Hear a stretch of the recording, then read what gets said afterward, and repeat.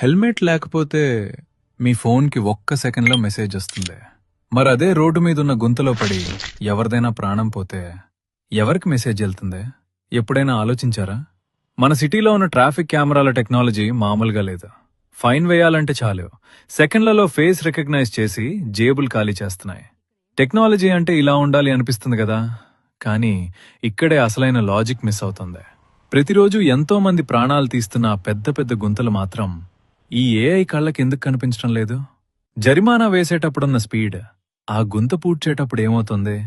Road damage అవగానే ఆటోమేటిక్గా alarm మోగే technology ఎందుకు తీసుకురారు? అంటే ఈ టెక్నాలజీ మనల్ని కాపాడటానికి లేదా, కేవలం మన దగ్గర డబ్బులు వసూలు చేయటానికేనా? సామాన్యుడి ప్రాణం అంటే అంత చులకనైపోయిందా? ఈ సిస్టమ్ ఖచ్చితంగా మారాలి. ప్రశ్నించకపోతే ఇదెప్పటికీ ఇలాగే ఉంటుంది.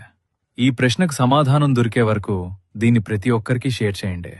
ఎందుకంటే రేపా గుంతలో పడేది మీరో నేనో కాకూడదు.